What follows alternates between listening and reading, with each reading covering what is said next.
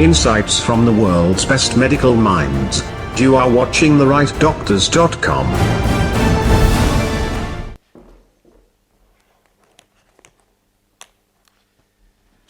Good afternoon and welcome to today's Downing Street press conference. Now let me start with the daily update on the latest data on coronavirus. Today we had 1,056 new cases. There are 395 people in critical care and 38 people have very sadly died. I think it's also worth noting the week-on-week data which compares Friday the 5th of June with Friday the 12th of June, just to give you a sense of the trend and the progress that we're making.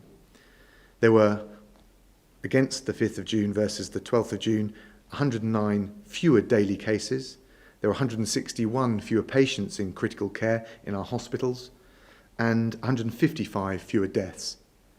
That's important progress on the week before as we continue step by step and week by week to bring the incidence of coronavirus down. In addition, as of today, there have been 6,866,481 tests for coronavirus carried out or posted out in the United Kingdom, and that includes 93,163 tests carried out or posted out yesterday. This is the progress, the evidence, the basis on which we're able to progress along the roadmap which the Prime Minister set out on the 11th of May. We're taking steady steps at each stage, and our progress is based on strict conditions, and we're very carefully monitoring the impact they have on the virus. And it's thanks to the hard work of the British people that we've seen the level of the virus brought down substantially. At the same time, we're watching the impact of every change that we make very closely so that we can monitor the trends and make sure that every step we take is as safe as possible. In terms of those steps, the most recent steps that we've taken, on Saturday we took measures to allow individual prayer at places of worship.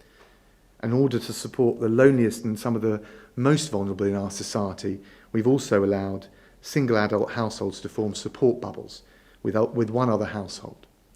And all of those in any support bubble are able to act as if they're living in the same household, including spending time in each other's homes without the requisite social distancing measures applying. And I know that these modest steps will provide enormous relief to many people who have been isolated from their loved ones for weeks on end now. Today we're taking further steps to reopen British high streets, to get our economy motoring again, to protect jobs and livelihoods. And we'll also allow outdoor attractions to open where people can stay in their cars, like safari parks and drive-in cinemas. As we explained back on the 11th of May, these are modest and careful steps. But with each step we take, we can monitor their effect on the transmission of COVID-19 in the country, keep the virus under control as we open up step by step, and build public confidence in the transition that we're making. And I say that because we can't just pretend that coronavirus has gone away or we've eliminated the virus. And we know from the science and also from what we're seeing from international experience that there is a risk of a second spike if we're not very careful at this moment in time. So we need to keep up the social distancing, we need to keep building up and reinforcing the test and tracing regime, and we need to continue our steady progress in repressing the virus as we try to get life back to something like normal. Bayes and the Treasury are working very closely with businesses, large and small, right across the country, so that they're able to meet the COVID-secure guidelines before they reopen. And just to give you a sense of what that will look like in practice, in local shops, as we've already seen with essential retail, you'll see one-way floor markings and signs, you'll see hand sanitizing stations, and there will be limits on the number of people in any one shop at any one time. So it's very much a managed process. Starting today, we've also made it mandatory to wear a face covering when using public transport. And we also advise people to use a face covering in any place where they can't be sure that they'll be able to adhere to the social distancing guidelines. And at the same time today, we continue to incrementally bring more of our children back to school. We started with primary schools, welcoming more children back on the 1st of June, and today secondary schools will start to provide some face-to-face time between teachers and students in years 10 and 12. So that's where we are as of today, and as I said, we'll monitor the effect of these changes very carefully. That's the way we can keep the downward pressure on coronavirus and build up public confidence, so we're in the best position that we possibly can be to take the third step along our roadmap, which will happen no earlier than the 4th of July. We're sticking to our plan, we're making good progress every week, and we'll only take the necessary next steps when we can be confident that it's safe to do so. Now I'll talk through the data slides that we have up on the screen. If I could have the first slide, please. So you can see from the first slide, and one of the reasons I wanted to talk through this data today is it can show the trend that I was talking about in my opening remarks. And the first slide shows cases confirmed with a test. So in total, we've got coming close to 7 million tests for coronavirus that have now been carried out or posted out in the UK, and that includes the 93,163 tests carried out or posted out yesterday. We can see also that nearly 300,000 people have tested positive, and that's just over 1,000 cases since yesterday. If I could have the second slide, please. Now, this shows the latest data from our hospitals. You can see that 430 people were admitted to hospital with coronavirus in England, Wales and Northern Ireland on the 12th of June. And that's down from 515 a week earlier and down from a peak of 3,432 back on the 1st of April. So you get a sense of the trend and the progress we're making. 395 COVID-19 patients were in mechanical ventilation beds in the UK on the 12th of June, and that's down from 556 a week earlier and down from a peak of over 3,000 on the 12th of April. If I could have the third slide, please. Now, this shows the regional breakdown for what's happening in our hospitals across the country. There are now 5,507 people in hospitals with coronavirus in the UK. That's down 19% from 6,826 a week ago and down from a peak of over 20,000 on the 12th of April. And as the graph shows, there's some regional variation, but most nations and most regions of the UK are broadly following a pretty similar pattern. And if I could have the final slide, please. Now, this shows the daily figures for those who have very sadly lost their lives after testing positive for coronavirus.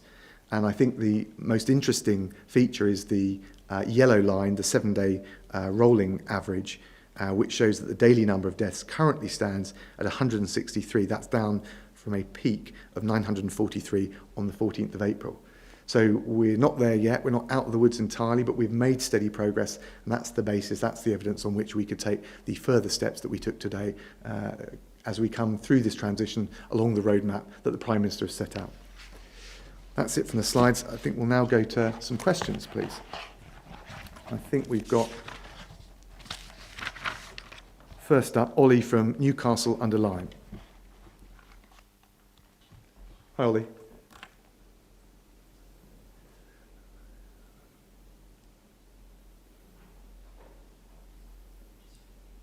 Can we have that question again? It was on mute, please. Ollie's asking when the UK's alert level will be at 1 or near to 1. Ollie, it's difficult to say for sure. We know it's down below 1. And the critical thing at this stage is as we open up schools, we open up businesses, is that with our test and trace mechanism, we keep a very close eye to make sure that we're controlling the virus and getting it down. We need to make sure we keep suppressing not just the incidence, but the transmission rate. That's in terms of the R level, and of course the alert level will follow that. That's decided independently by the Biosecurity Centre, and we'll take their advice on the alert level, but that's not decided by the politicians. Next up, we've got Jude from Eastbourne. And Jude asks, what provision will be put in place for the children of key workers over the summer holidays if the schools won't be open?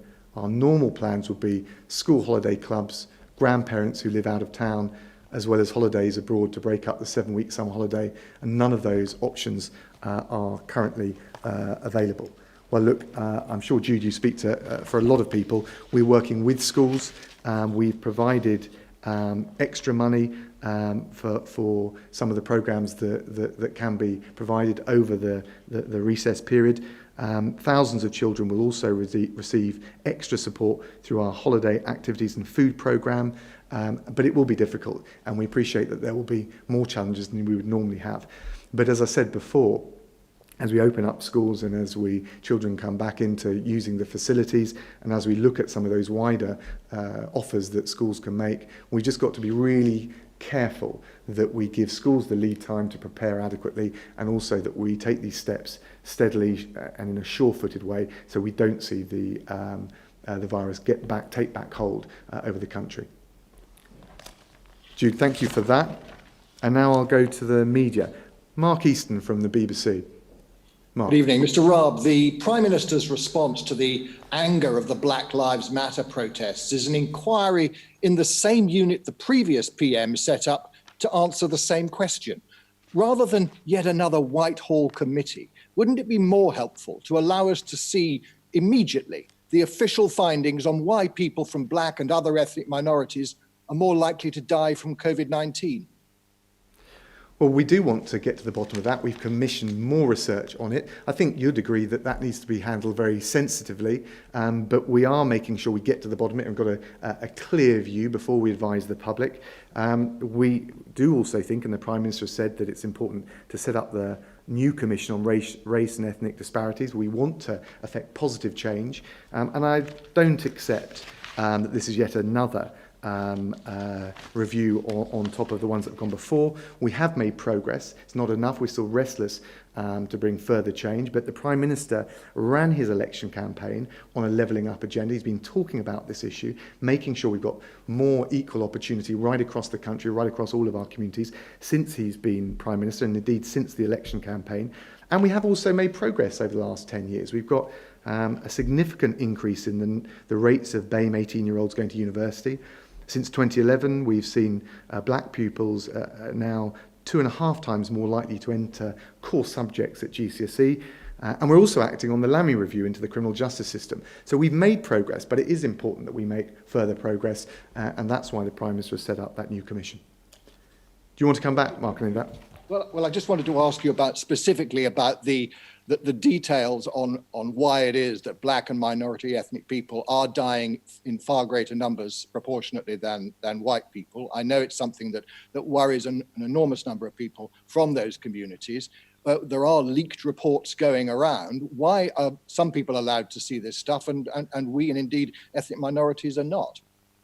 Well, Mike, I think you've answered the question yourself. It's not right on a subject this sensitive, where we have not got the bottom of all of the evidence, to start leaking snippets of it out. We want to make sure we've got a clearer understanding so that we can communicate it with practical advice for those involved, precisely because it's a very sensitive issue, and we want to give clear and reassuring guidance and not to have different people saying different things. So we will release as much information as we can, as soon as we practically can. But I think it's also important, people will expect that to come with practical advice. So we'll look at this very sensitively and make sure that once the further detail has been disclosed, we can do so with practical guidance and practical advice, which can give that reassurance. Mark, thanks very much. I'll go to Joel Hills at ITN. Hello there. Mr. Raab, do you agree that the way British Airways is treating its workforce is a national disgrace? Look, we're going through a really challenging time. The government's provided a huge amount of support for businesses, large and small, and I think it's really important that we pull together and have a united team effort. We've seen that with the way the country feels about key workers, NHS staff and care workers, and I think it's incumbent on all businesses and all employers to try and do the very best they can to see to maintain jobs and see employees through. Of course, it's in the last analysis be for individual employers and businesses to take those judgment calls, but we're certainly urging to keep as many of those jobs in place as possible. Do you want to come back on any of that, John? Ask, if I could, I mean, it doesn't sound as if you have a view one way or another, but I ask because just over 2 weeks ago, the Prime Minister told MPs on the liaison committee that he is aware of the situation at British Airways, and he said, we are actively looking at what we can do. What is the government going to do? Well, we've done a huge amount already. There's been billions of pounds put into the job retention scheme. We provide direct support for businesses, both large and small. There are loan facilities. There are the furlough scheme, of course, as well. So, I mean, we've taken a range of steps. In terms of the In terms of the airlines specifically, the Chancellor, of course, is looking very carefully at that. And I can tell you that from the Foreign Office's point of view, we put in £75 million into our charter flight scheme, which is primarily aimed at getting British nationals back from being stranded abroad. And that's something that the airlines, 14 airlines, benefited from as well. Can we just talk about British Airways very specifically? It's a clear question. If you could just answer it, please. What does the government plan to do, if anything, about the situation at British Airways? Well, Joel, as I'm explained to you very clearly, step by step, ultimately it will be for businesses to decide how they navigate through this challenge. But as I've set out, we've provided a huge amount of support. And I know that the Chancellor and the Treasury are looking very carefully at all of the vulnerable sectors as we come through what is undoubtedly a very difficult time. Joel, thank you very much. Beth Rigby from Sky. Thank you. Secretary of State, on the matter of this new Equality Commission, your colleague Nasrat said today, we have the data on obstacles, prejudice and inequalities. We just need to crack on with real practical solutions which will have a positive impact. But instead of getting on with it and implementing the 250 recommendations you already have from a clutch of reviews, the PM setting up another commission to report in 6 months' time. Can you understand why that might actually anger Black Lives Matter activists rather than reassure them? And on the issue of the 12-metre rule, Health Minister Ed Argar said in the Commons today, the review into that rule will strike the right balance between public health and business. Is that how the government is now approaching things, as a trade-off between public health and the economy? Yeah, first of all, on the Commission, I think it's about setting a new positive agenda for change. Of course, we look at the work that was done by previous governments, but the Prime Minister's very clear on the direction of travel. We want to make sure we can translate some of the diagnosis of the challenges that we've got with actionable policies. But again, Beth, I'll just bring you back to as I mentioned earlier, in response to the first question that I took, we've seen a significant increase in rates of BAME 18-year-olds going to university. Since 2011, actually, if you look at children from all ethnic minority backgrounds, they're more likely to take most academic subjects at GCSE than they were before. We've got a big improvement in black pupils entering course subjects at GCSE, even more so in relation to Asian pupils. We are making progress. So I do understand the restlessness for change. I think that what the Prime Minister wants to make sure with this Commission is that we can come up with actionable policies, not just a diagnosis of the challenges we face. In relation to, I think you meant the 2-metre rule, not the 12-metre rule. Look, the fact is, and I've heard Chris Whittiam, Sir Patrick Vallance explain it previously, indeed, at these podiums, is there's no magic to one or other particular measure. There will be different levels of risk, whether it's at 2 metres, 1.5 metres or 1 metre. But as we bring the incidence and the transmission rate down, and depending on the setting, it's something that can be looked at. So we're still going to make sure all of the policy judgments that we rightly as politicians take and are accountable for are underpinned by the science. And that's why we've tasked this review to look at it very carefully and to give us some up-to-date practical advice. And I think it's fair to say that based on the steps that we're taking, we've obviously had essential retail open for a while. With the new measures we're taking, what we're learning from international experience abroad, we're finding that the scientific basis is constantly evolving. So what we will do is make sure that we come up with the most up-to-date and the most comprehensive advice we can before we as policymakers take those judgment calls. Do you want to come back on any of that, Beth? Well, just the only thing is, just in terms of the review, the Commission, lots of people have said today, actually, it's kicking the can down the road. You've had dozens of recommendations, and actually, there are things that need immediate action. Is everything just under review for another 6 months? And do you think that that's enough to persuade people to stop protesting? Well, I think we understand why people are protesting, and let's remember that people are protesting because of the appalling case of George Floyd and the resonance that they feel that struck with them. We understand that. I thought it was a horrific case. We welcome the fact that prosecutions are being brought, that there's a federal review, and of course, UK is not the same as the United States. We've made progress in lots of ways. We don't have similar number or volume of BAME people who find themselves either being mistreated in custody or in detention, but we know that there are also concerns about the criminal justice system, which is why, as I mentioned, we're already following up on the Lamy review. We're acting on it already, collecting and publishing more data, better data, improving diversity in the prison workforce, working towards incorporating ethnicity when gauging performance of all of those key actors in the criminal justice system. So that work is already underway. And there isn't a silver bullet to this, and you say that why aren't we taking X or Y measures, that you didn't mention one in particular, and that's because this is difficult terrain. But I do think we should take stock of the progress that we've made over time. There was an Ipsos Mori poll out today which said that 66% of people say that the UK will be more tolerant, more diverse in 10 years' time. That's up from 50% in 2009. I think that tells something of the story. We are making progress. We've got every reason to be optimistic that this country will be open to everyone and people can make the very best of their talents based on their potential, not the colour of their skin, their ethnicity, their faith. But clearly, we've still got work to do. So we'll do that painstaking work, even if it takes an extra 6 months, as you described, to make sure that we can really target policy measures where they can make the most difference. Thanks, Beth. And I think next is Jane Merrick from the Eye. Hi, Jane. Thank you. The member of the public, Ollie, earlier asked a very good question about the alert level. And you said ultimately this was not something that was decided by politicians. It is true, isn't it, that there are only questions that only scientists can answer. And I'm just wondering why you don't have any scientists or medics next to you today. The weekly appearances by scientists and medics at these briefings has halved since the start of June. Why are the appearances by scientists diminishing? So I think you're right, Jane, to say that the judgment calls we make will inevitably be informed by the science. We're taking a lot of time and effort to get that right and to get the very best scientific information we can. As you'll know, you'll have heard Sir Patrick say it, you'll have heard Professor Chris Whitty say it, the science isn't set in stone, it's constantly evolving, so it is fluid, and that's why we need to constantly monitor it. In terms of presence at these press conferences, I mean, scientists and the chief and deputy medical officers will continue to come and attend these press conferences. I think it is also true to say that as we go down the roadmap and we start to talk about the changes we're making, whether it's to businesses or to schools or in other areas, we'll also bring other independent experts along and make sure that we can answer the full range of questions that people have. Jane, do you want to follow up on any of that?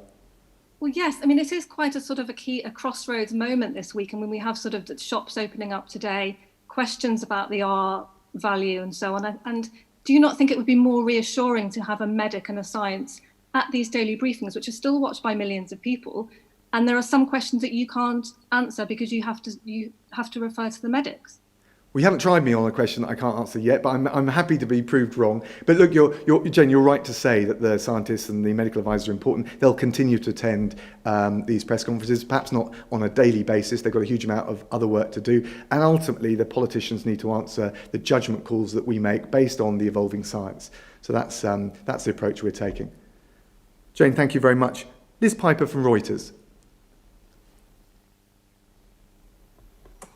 Hi there. Hiya.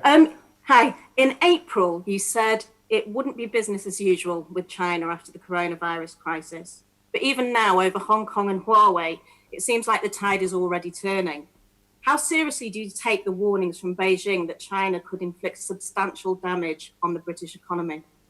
Liz, I'm not sure I answered your question. We said it wouldn't be business as usual. That's partly about our approach and our diplomacy and our international relations with all countries after coronavirus. I don't think it will be business as usual abroad. It's certainly not at home. And look, in relation to China, there is obviously this fresh review on the 5G situation based on the evolving evidence that we've got.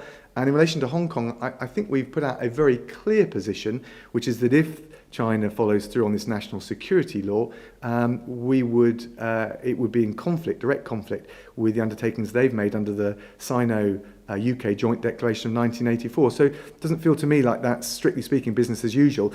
But I think it's also true and right to say that we want to have a balanced approach with China. There are opportunities in that relationship, not just on trade, but also on COP26 and in climate change.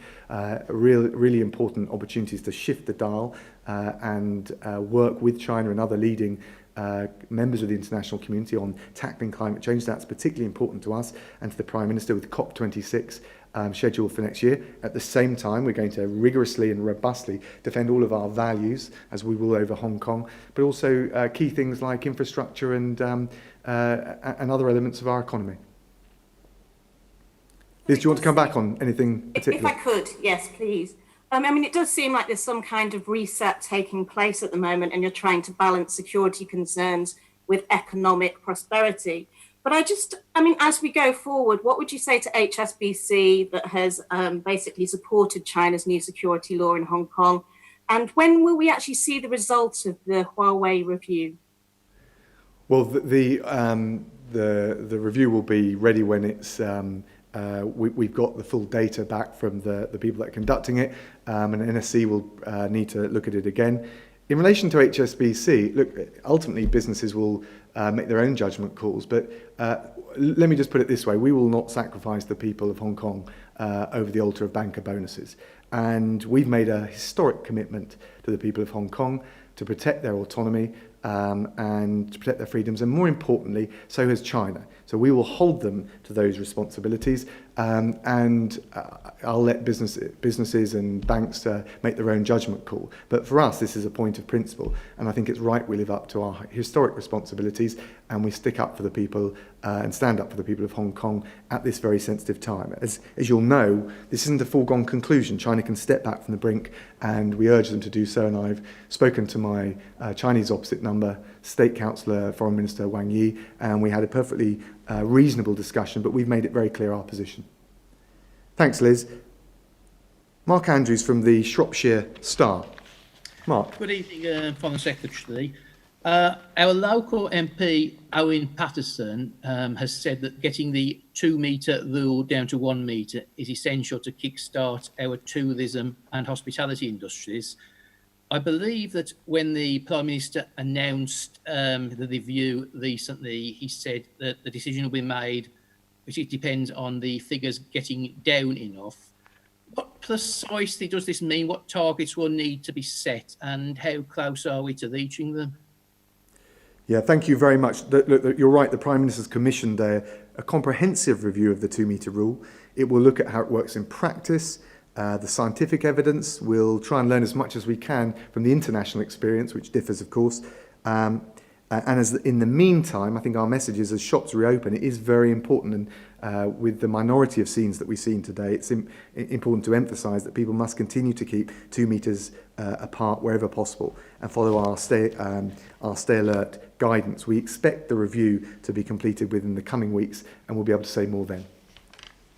What are the specific targets? What is there a specific measure you've got in mind, and what reassurances can you give to people in the hospitality industry who are concerned that also with the quarantine policies in place and the restrictions on the Welsh border? What assurances can you give to people in the hospitality industry that they will be able to reopen?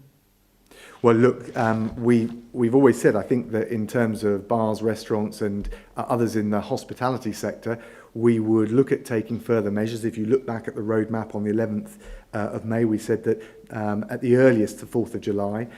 So the review of the 2-metre rule will inform that. But we want to get those bars, restaurants, all of those small businesses up and running as soon as we can do so, but it's got to be done in a safe and responsible way. So we do need to have the review, we do need to look at the latest evidence, we need to make sure we're gauging the progress that we've made.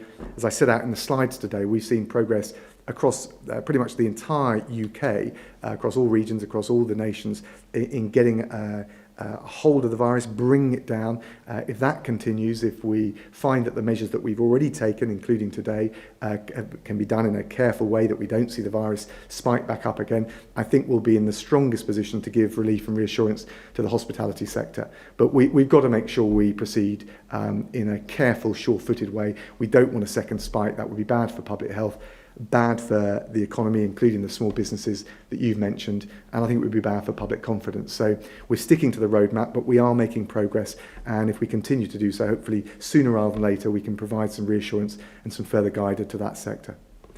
Thank you very much, and that brings an end to today's Downing Street press conference. Insights from the world's best medical minds. You are watching TheRightDoctors.com.